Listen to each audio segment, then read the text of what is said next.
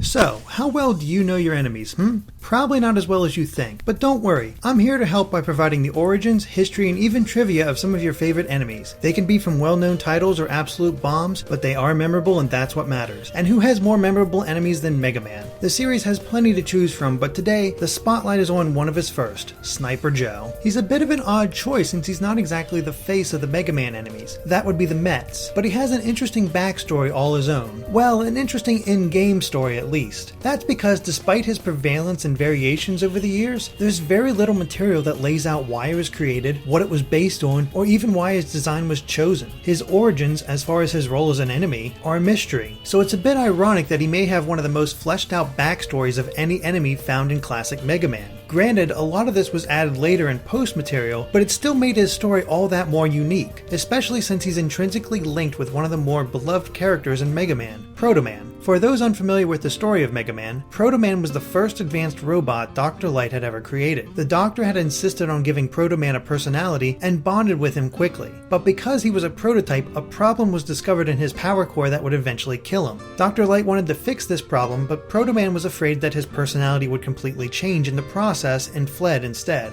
Later, on the verge of death, Proto Man was discovered by Dr. Wily and fixed. Feeling that he owed a debt to the Doctor, Proto Man adopted the name Breakman and fought against Mega Man in the third game. Eventually, he became an ally of Mega Man, protecting him from the shadows. Where Sniper Joe comes into this story is that Dr. Light developed them as a mass production version based on Proto Man's design. One hand armed with a buster, the other with an incredibly sturdy shield. According to the ongoing Archie comic, it was Dr. Wily who insisted on creating the Sniper Joe line in order to sell them to the military. This would earn Dr. Light the money necessary to perfect the Power Core's design and create Mega Man and Roll as well as the first 6 Robot Masters. In essence, you could say that without Sniper Joe, Mega Man never would have come to be. Of course, that's just in a story sense. None of these details ever appeared in the original game. In reality, artists probably realized all the similarities between Sniper Joe and Proto Man before deciding to work it into the story. After all, they have the same shield and even her mouthpiece looks alike when Proto Man is in his Breakman form. Humorously, when playing as Proto Man and Mega Man powered up, he remarks how he hates Sniper Joe since they feel like a cheap knockoff of himself.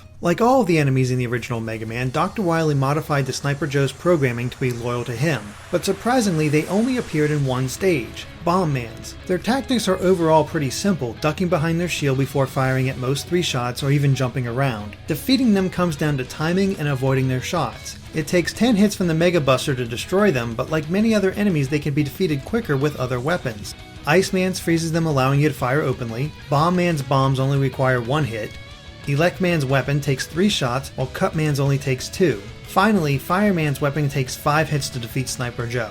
It may seem odd to bring up, but it highlights another connection to Proto Man. By Mega Man 3, players had figured out that the Robot Master's weapons could tear through certain enemies quicker. So when Breakman appears, looking an awful lot like Sniper Joe, players likely tried out as many of those weapons as they had available, only to quickly discover that none of them worked. Instead, the Mega Buster had to be used to defeat him. It's a great example of turning players' expectations on their heads, especially since a normal Sniper Joe doesn't appear in Mega Man 3. Of course, that's not the only time Sniper Joe appeared in a Mega Man game. Despite appearing in only one stage of the original game, he made an appearance in almost every stage of Dr. Wily's Revenge on the Game Boy. They still mostly act the same, but are less prone to jumping around. Mega Man 2 saw Sniper Joe upgraded with a walker mech called the Sniper Armor. These appear in Flashman's, Heatman's, and Quickman stages, as well as Wily's Castle. The strangest thing though is that the Sniper Joes without the armor are called Returning Sniper Joes instead of, Sniper Joe.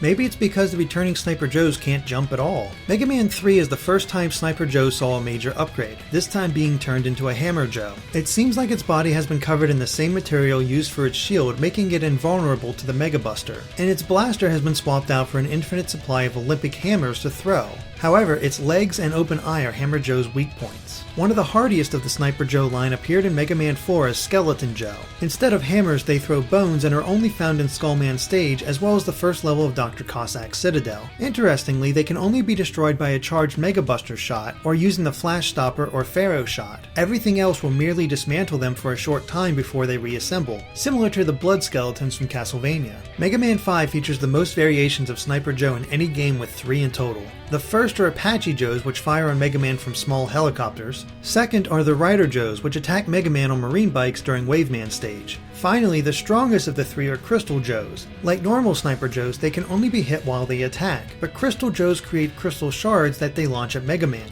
They are completely invulnerable while charging. The rest of Sniper Joe's variations all tended to use machines, whether they were piloting spaceships as Gunner Joes in Mega Man 4 on the Game Boy, mounting turrets in Mega Man 6 as Cannon Joes, or even driving a large truck with spikes on its front bumper as Truck Joes in Mega Man 7. But the 7th game in the series also saw the return of Sniper Joe's classic form with his shield and blaster. This version is known as Sniper Joe 01. However, something was lost in the, upgrade, since it only takes 4 shots from the Mega Buster to destroy him. The last time Sniper Joe appeared in his classic form for a Mega Man platformer was in the 8th game. Appropriately enough, he's named Joe Classic. That is a little weird though, considering his main attack is to now throw grenades. For his return in Mega Man 9 and 10, he was renamed Machine Gun Joe and given a rapid fire attack. But these aren't the only times the Sniper Joe model has appeared in a Mega Man game. In Mega Man Soccer, Sniper Joes and Hammer Joes can be spotted in the stands in several of the fields. And in Mega Man Battle and Chase, Sniper Joes act as one type of extra opponent racers. There's also a hidden boss in the game called Black Joe. And Sniper Joes aren't limited to the classic continuity either, since both they and Hammer Joes appear as enemies in Mega Man Network Transmission.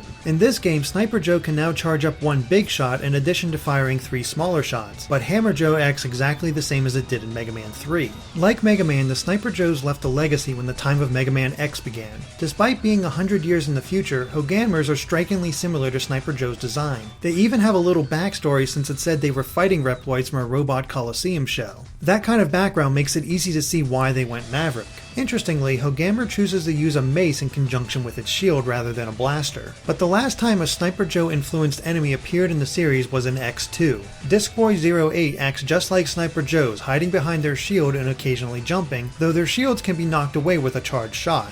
Their sole means of attack are throwing spiked discs at X. In a way, it feels kind of fitting that Disc Boy 08 was their last incarnation. It had 3 eyes rather than 1, and seemed to be getting further and further from Sniper Joe's design. In fact, it could be argued that it was the last time the design ever appeared, but human designs on standard enemies are quite rare, so it's possible that even the pantheons and variants from the Zero series could have been influenced by Sniper Joe, though their aesthetic is meant to reflect X more. And finally, there are the Galleons from the ZX series, who are more of a descendant of the pantheons than anything reflective of Sniper Joe. But Sniper Joe has undoubtedly left his mark on the Mega Man canon. It was the rare humanoid design in a game full of robots designed like animals or guns. The only other humanoids were the robot masters themselves. From his connections to Proto Man to his difficult-to-read pattern of attack, Sniper Joe is undoubtedly an iconic enemy of the Mega Man franchise, always in Mega Man's way with shield in hand. And that, my friends, is why you should know your enemy. It just may save your virtual life.